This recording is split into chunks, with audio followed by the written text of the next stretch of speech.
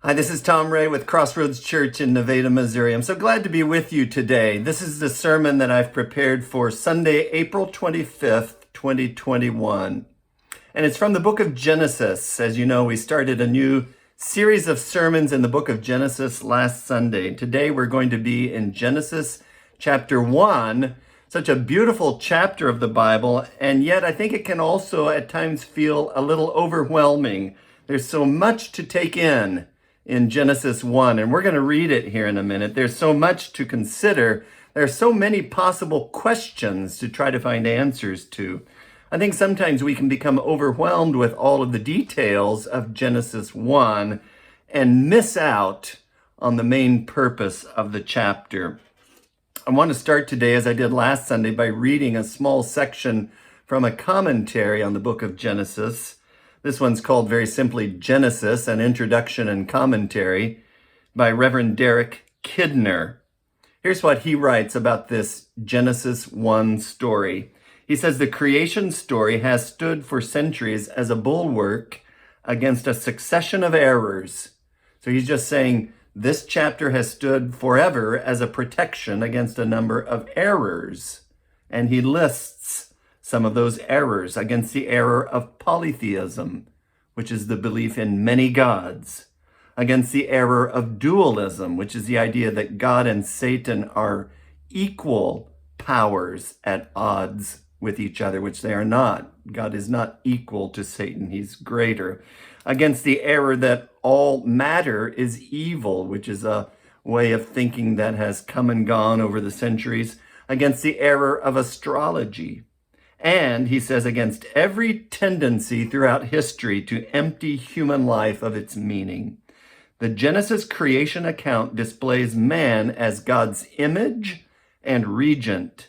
And yet, he says, all the tremendous acts of creation in Genesis 1 are presented as a mere curtain raiser to the drama of redemption that will unfold throughout the rest of the Bible. The prologue, he says, is over in a page, and that's true, isn't it? There are thousands of pages to follow. He goes on to say, while every generation has needed this reminder, perhaps it has never been more needed than in this scientific age. Scientific theories on the origins of life can overwhelm us with statistics and reduce our own significance down to practically nothing. The divine word of God reorientates us and reveals the true proportion of things. Through the apparent naivete, he says, of this earth and history-centered account, it appears to be a naive story. He says, through this apparently what appears to be naive, God says to each generation, stand here and get the meaning of the whole. See this world as my gift and charge to you, with the sun, moon, and stars as its lamps and timekeepers, and its creatures under your care.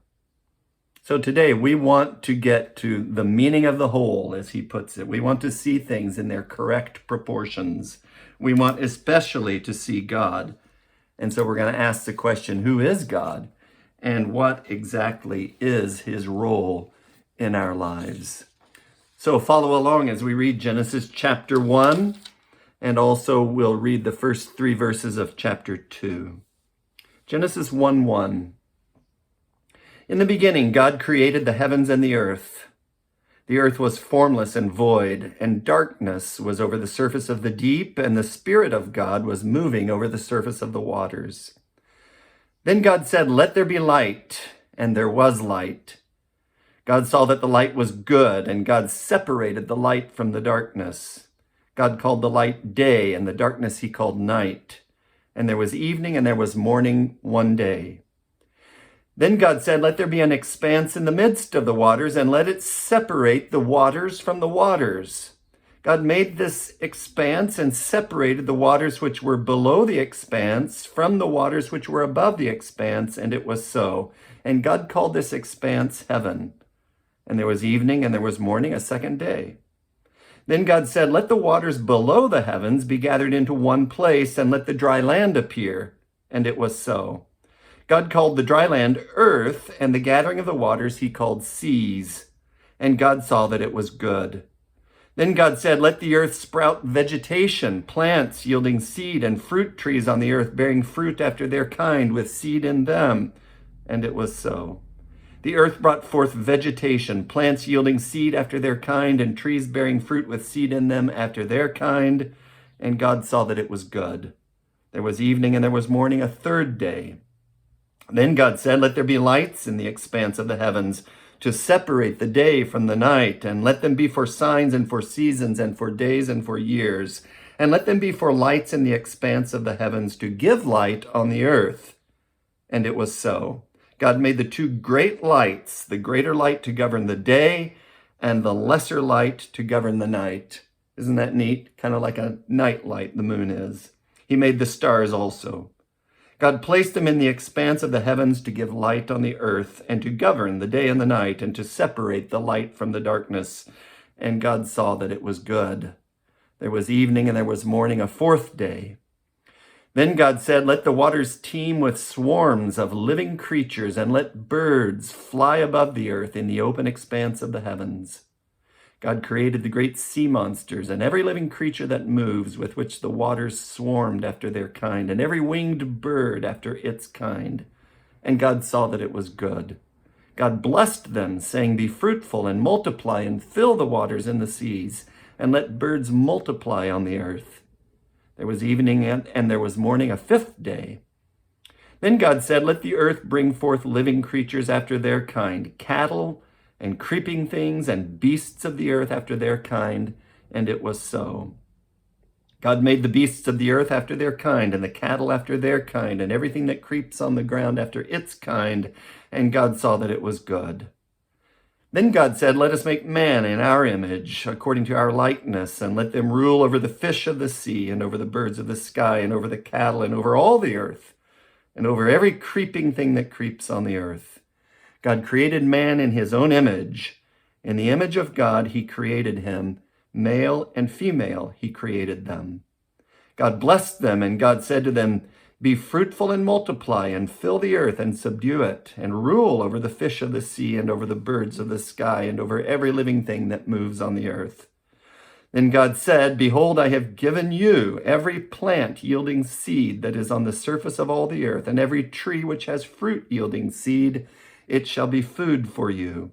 And to every beast of the earth, and to every bird of the sky, and to everything that moves on the earth which has life, I have given every green plant for food. And it was so. God saw all that he had made, and behold, it was very good. And there was evening and there was morning, the sixth day. Thus the heavens and the earth were completed, and all their hosts. By the seventh day, God completed his work which he had done, and he rested on the seventh day from all his work which he had done. Then God blessed the seventh day and sanctified it, because in it he rested from all his work which God had created and made. It's important for us to notice that the subject of the first sentence of the Bible is God. And it's also, I think, important for us to notice that the name God is mentioned 35 times in the 34 verses that we just read. The purpose of the creation account as given in Genesis chapter 1 is not, first of all, to give us scientific information. In the book of Job, chapter 38, verse 4, God is speaking to Job, and God says to Job, where were you when I laid the foundation of the earth? Tell me if you have understanding. I love what J. Vernon McGee says in regard to this comment of God to Job. J. Vernon McGee says, whatever you think happened when God created the world, you don't know. You don't even know where you were when it happened.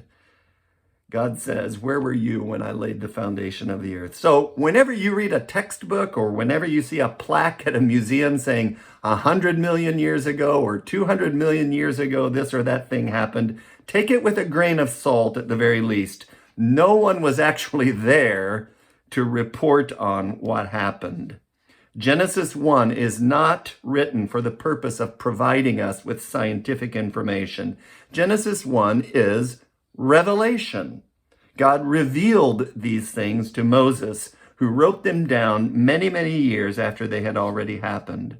Again, J. Vernon McGee says, anything you hear about creation is either revelation from God, or he says is speculation.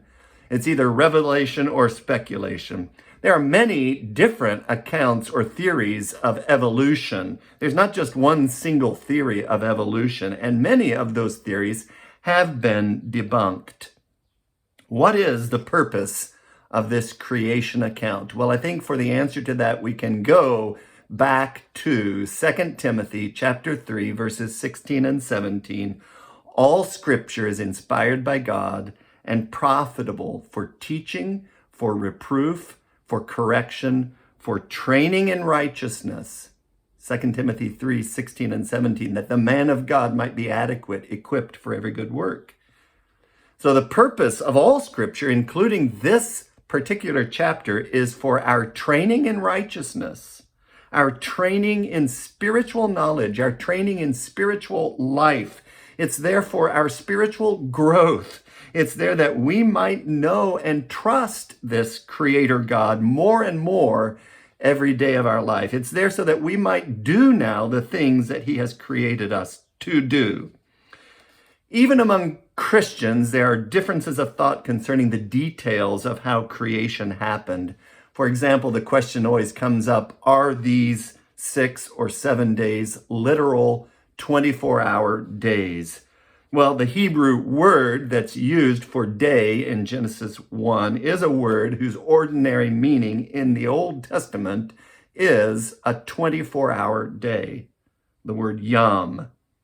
And yet, we do see at other places in the Bible periods of time that are expressed as day.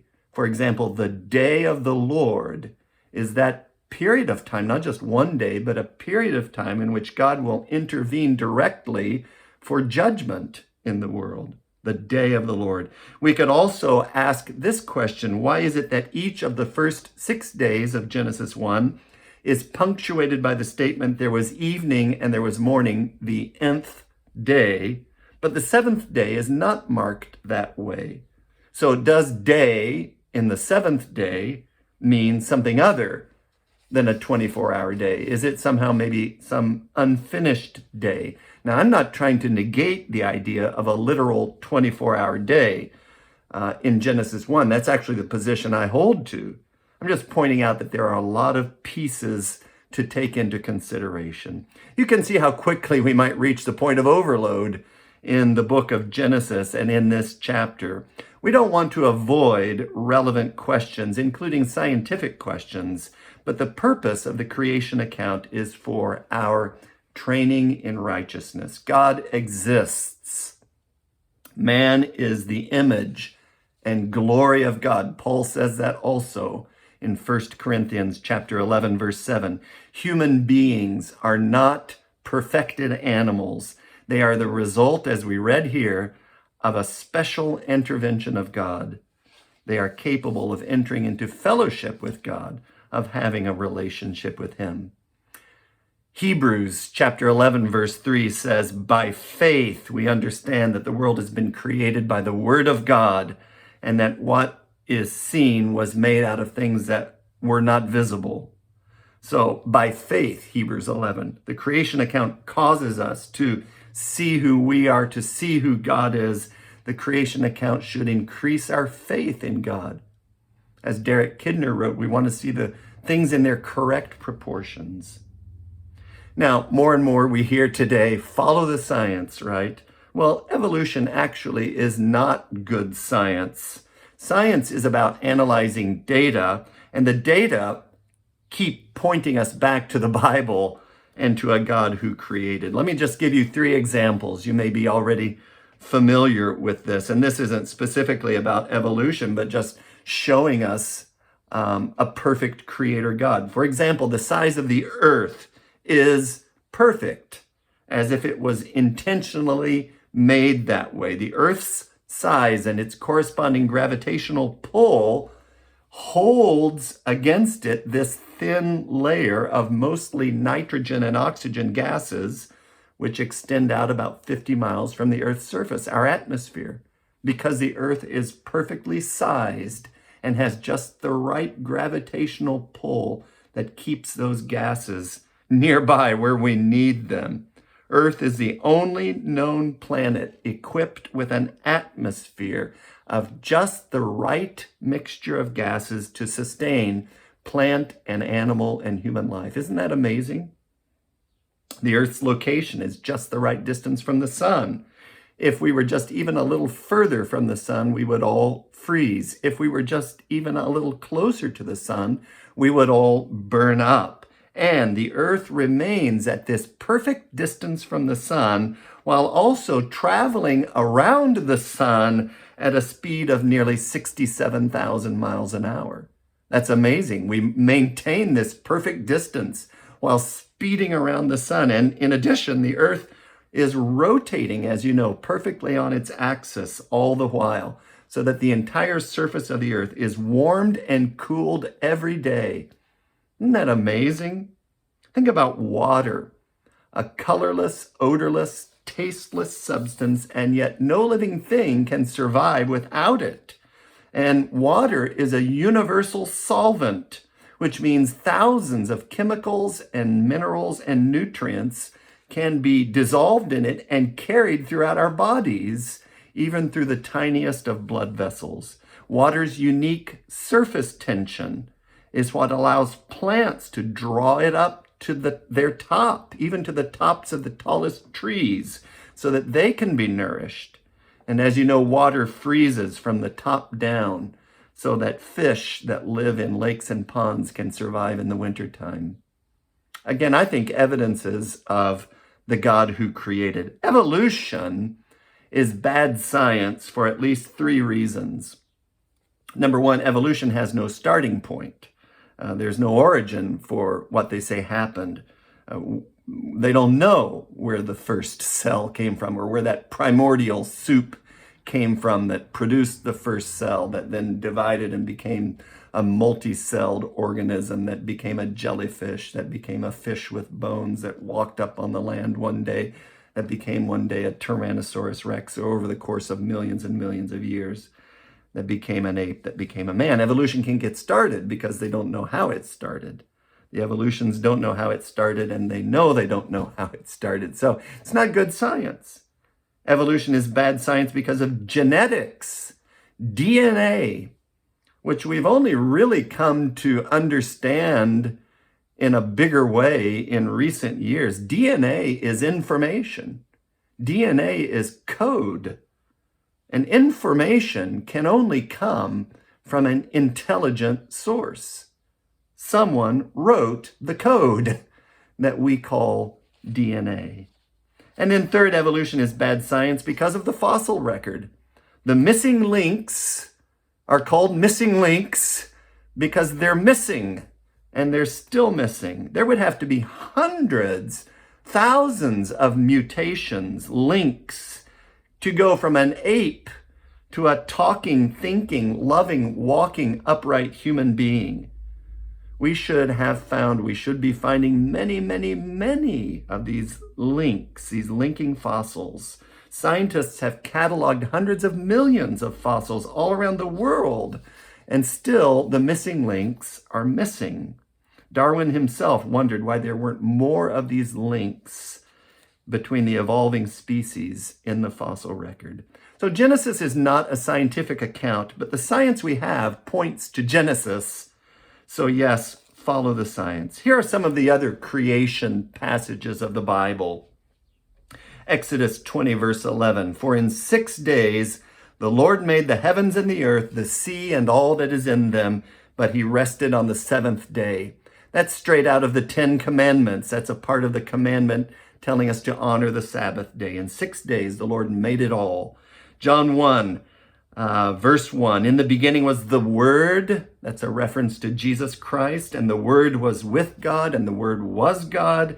He was in the beginning with God, and all things came into being through him. Apart from him, nothing came into being that has come into being." Revelation 4, verse 11, "Worthy are you, our Lord and our God, to receive glory and honor and power, for you created all things, and because of your will they exist and were created." Psalm 33, verse 6, "By the word of the Lord the heavens were made. He spoke, and it was done. He commanded, and it stood firm.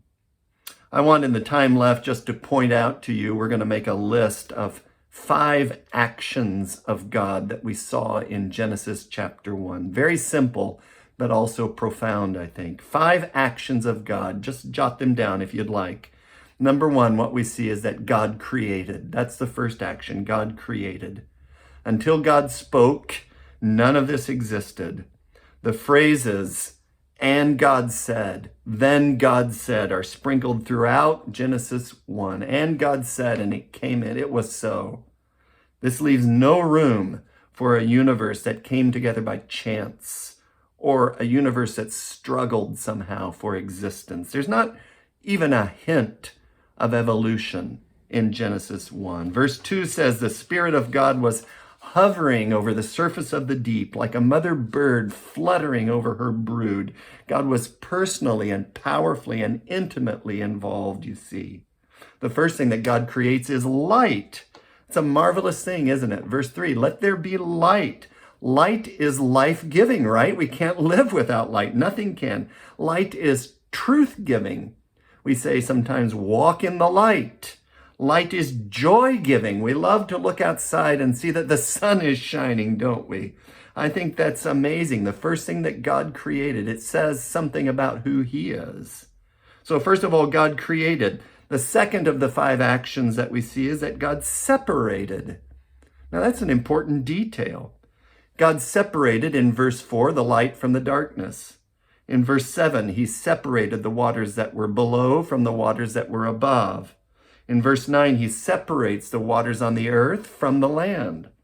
In verse 14, he separates the day from the night. So from the beginning chapter of the Bible, God demonstrates a principle that we're going to see again and again throughout the Bible, this principle of separation.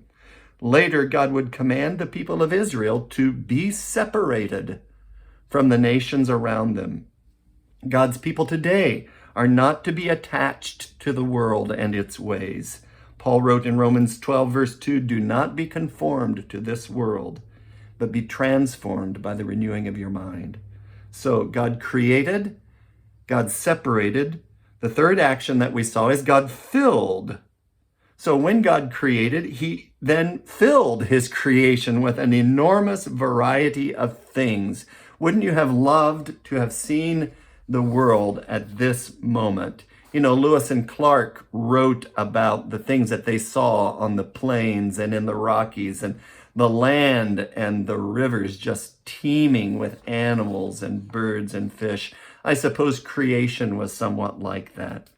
God is a God who fills things. God filled. We have in Genesis 1 really 2 sets of 3 days. We have days 1, 2, and 3, and we have days 4, 5, and 6, and each one kind of corresponds to the other one. In day 1, we have the creation of light and darkness. Across the way on day 4, we have the creation of the sun and the moon. Light and darkness here, sun and moon there. On day 2, we have the separation of the sky and the water. And on day 5, we have the filling of the sky and the filling of the water with birds and then with water creatures. On day 3, we have land and plants created. And on day 6, we have animals and humans created to fill the land and to eat the food. There's no struggle here. There's no conflict such as we find in mythological creation accounts.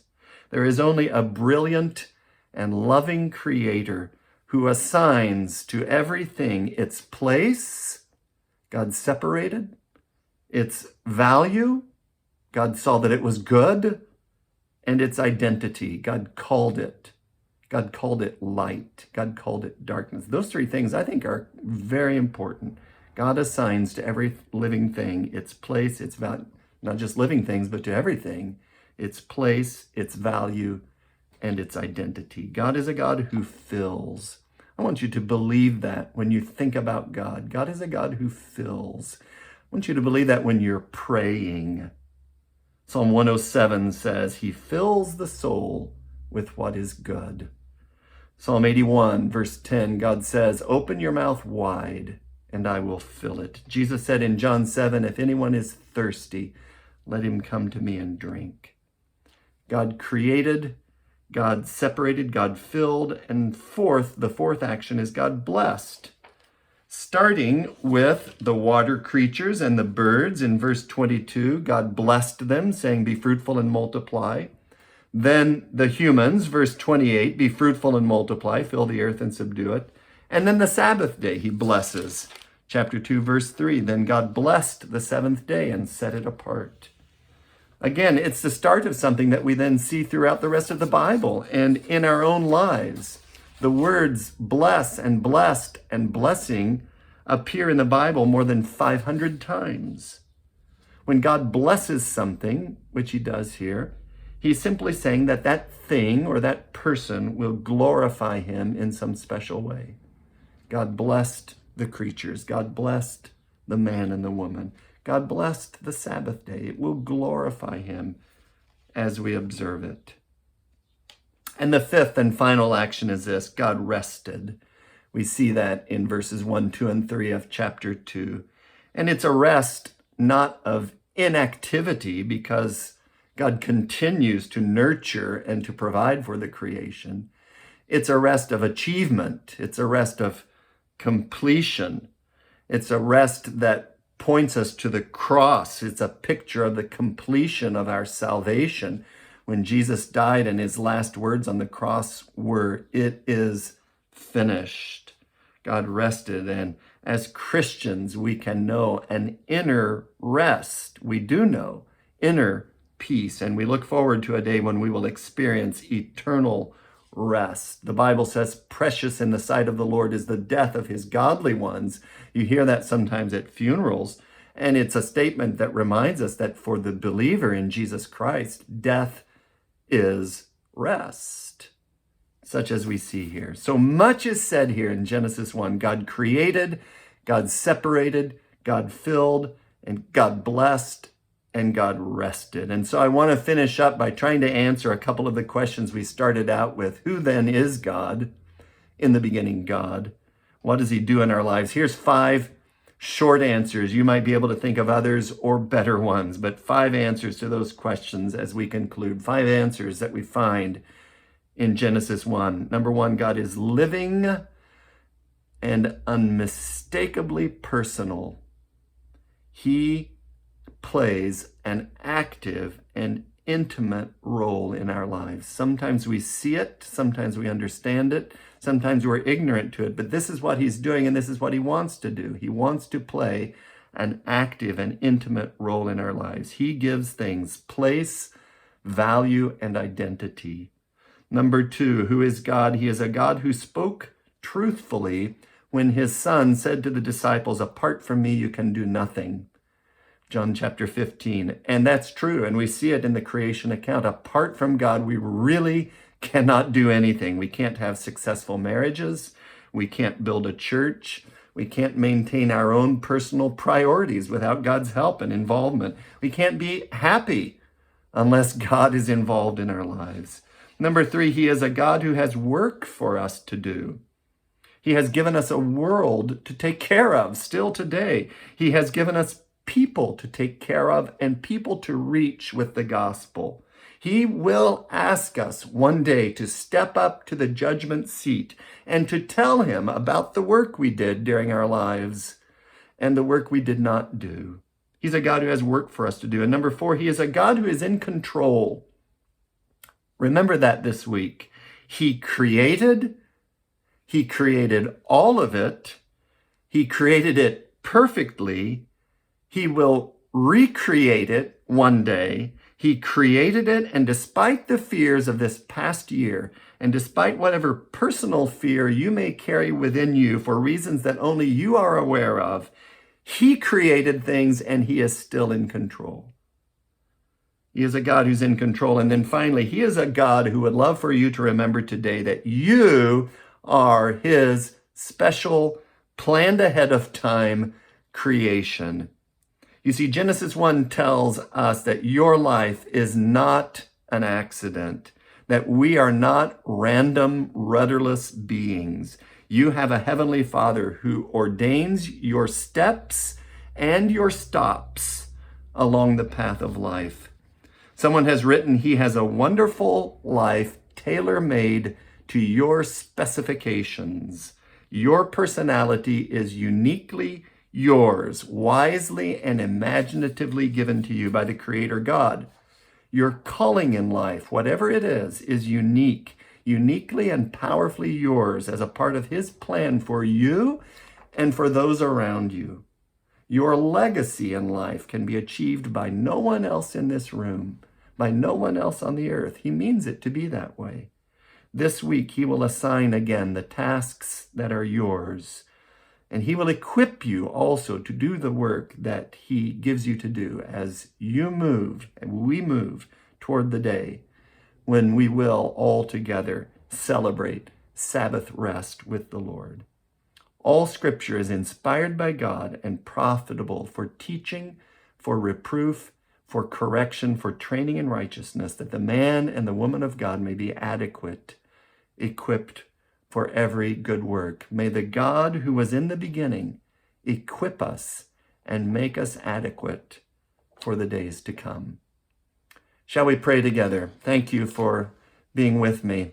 God, we thank you and we praise you, the God of the beginning, actually the God who has no beginning and no end, but who intervened to create a perfect world and to give us life, that we might know you, might live in fellowship with you, might live in love with you. You've given us the earth and the world to take care of. You've saved us. You sent your Son. We thank you and praise you for this. We praise you, the God who creates, who created, separated, filled, blessed, and rested. We ask for your blessing. We ask for your equipping.